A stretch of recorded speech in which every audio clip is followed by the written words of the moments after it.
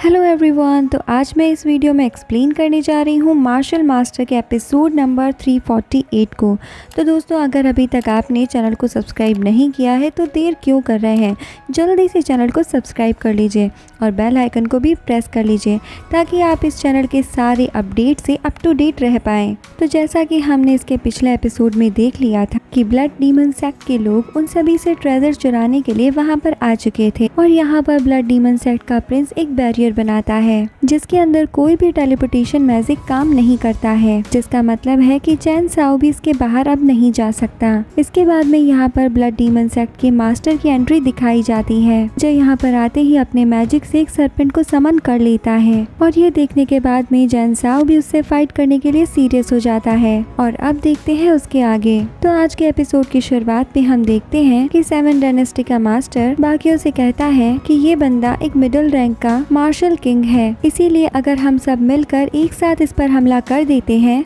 तो हम इसे हरा सकते हैं। इसके बाद में सभी लोग उस पर अपने स्पेशल अटैक से हमला कर देते हैं और इस बार तो ब्लड हेड किंग और चैन साओ भी उसके साथ मिलकर काम कर रहे थे। अब उन सभी का टेक एक साथ जाकर उस सरपेंट से टकराता है, मगर इससे भी उस सरपेंट को कुछ नहीं होता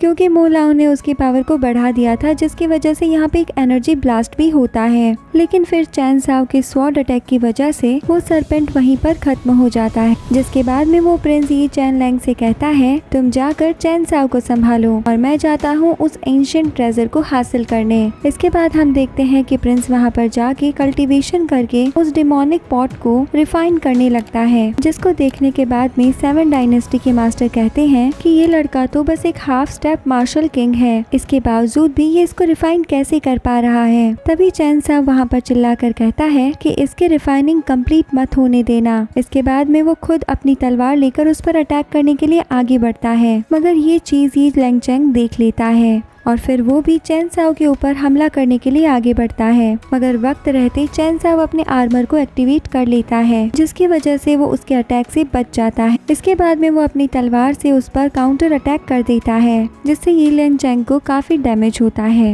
और वो दूर जाकर गिरता है। लेकिन अब भी चैंग साओ नहीं रुकता है, वो दोबारा से उठकर उस प्रिंस के ऊपर एक पावरफुल स्लैश मारता है, जिसकी वजह से प्रिंस को अपनी रिफाइनिंग छोड़कर वहाँ से भागना पड़ता है। और इसके बाद में वो चैन साओ से कहता है कि तुमने मुझे उस समय में एंशिएंट टाउन चैप्टर में आकर हराया था और उसकी वजह से मेरी पूरे शहर में बेइज्जती हुई थी, लेकिन आज यहाँ पर तुम्हें मार कर मैं उस चीज का बदला जरूर लूंगा। और इतना कहने के बाद में वो यहाँ पर एक जायंट फॉर्मेशन को क्रिएट कर लेता है और उससे वो चैन साओ के ऊपर अटैक कर देता है। तो फिर चैन साओ भी उसके अटैक्स को अपनी तलवार से ही रोकने लगता है, मगर चैन साओ को भी यहाँ पर रियलाइज हो जाता है कि उसकी ये फॉर्मेशन काफी ज्यादा पावरफुल है, क्योंकि इसमें उसने डिमोनिक ऑरा को इन्फ्यूज किया है। इसीलिए चैन साओ इस फाइट को जल्दी से खत्म करने के लिए उस प्रिंस की बॉडी के ऊपर अटैक करने के लिए आगे बढ़ता है, मगर प्रिंस का ये फॉर्मेशन चैन साओ के इस अटैक को बड़ी ही आसानी से रोक लेता है और अपने दूसरे हाथ से उस पर एक पावरफुल पंच मारता है और ये अटैक चैन साओ की सीधे जाकर पीठ में लगता है, जिसके बाद में उसकी पीठ में डैमेज हो जाता है। ये सब देखकर चैन साओ कहने लगता है कि इसकी स्ट्रेंथ तो पहले से सच में काफी ज्यादा बढ़ चुकी है, इसीलिए अब वो अपनी मार्शल विल की पावर को इस्तेमाल करने का डिसाइड करता है। ये देखने के बाद वो प्रिंस भी अपनी फॉरबिडन टेक्निक का इस्तेमाल करता है, जिसके बाद उसकी पावर और भी ज्यादा बढ़ जाती है। और फिर वो चैन साओ से कहता है कि शायद तुम ये बात भूल रहे हो कि मेरे पास भी मार्शल विल की पावर है, जो तुम्हारे मार्शल विल पावर से भी पावरफुल हो चुकी है। इसके बाद हम देखते हैं कि उस प्रिंस के पास भी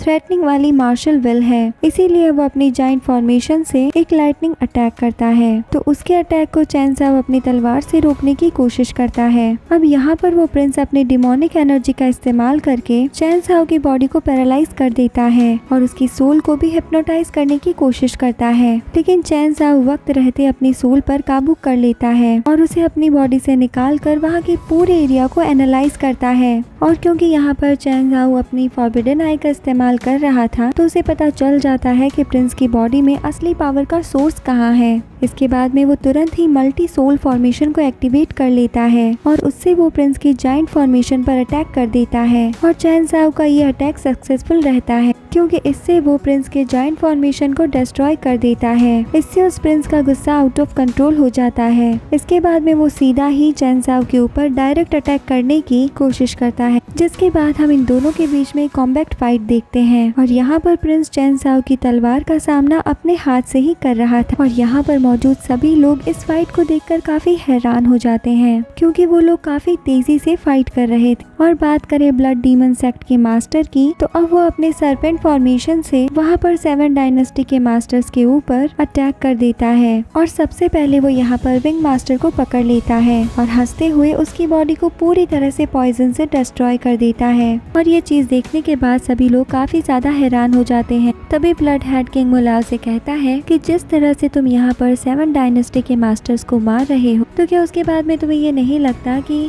7 डायनेस्टी के मास्टर्स तुम्हें यहाँ से निकलने के बाद में नहीं छोड़ेंगे। अब उसकी ये बात सुनकर मोलाओ वहाँ पर जोर जोर से हंसने लगता है और उससे कहता है कि शायद तुम्हें ये बात नहीं पता है कि 7 डायनेस्टी का किंग भी यहाँ पर हेवनली डीमन सेक्ट ट्रेवल में आया हुआ है और मेरे लोग तो ऑलरेडी उसके पीछे जा चुके हैं, तो जल्द ही वो भी हमारे हाथों से मारा जाएगा। अब उसकी ये बात सुनकर वो सभी काफी ज्यादा हैरान हो जाते हैं और वो व्हाइट ड्रेस वाला मास्टर तो बहुत ही ज्यादा डर जाता है और ये भी कहने लगता है कि अब हम क्या करेंगे। तो मोलाओ सभी से कहता है कि तुम में से काफी ज्यादा लोग ऐसे हैं जो बहुत ही ज्यादा पावरफुल हैं और इसीलिए मैं तुम सभी को जीने का एक चांस देना चाहता हूँ, क्योंकि अगर मेरे हाथों आज इतने ज्यादा टैलेंटेड लोग यहाँ पर मर जाते हैं तो ये मुझे भी बहुत बुरा लगेगा। तो अगर तुम सब मेरे आगे झुककर मेरी सेवा के लिए तैयार होते हो तो इसके बाद मैं तुम्हारी जान बख्श दूंगा और इसके बाद में मैं तुम लोगों को अपने ब्लड डीमन सेक्ट का ऑफिसर भी बना लूंगा। जिस पर 7 डायनेस्टी का मास्टर कहता है ये सपने देखना छोड़ दो, क्योंकि ऐसा कभी भी नहीं हो सकता। तो अब ब्लड डीमन सेक्ट का मास्टर उन सभी से कहता है मैं तुम लोगों को सोचने के लिए 10 मिनट का टाइम देता हूँ, तब तक सोच लो अगर तुम में से कोई मुझे ज्वाइन करना चाहता है तो,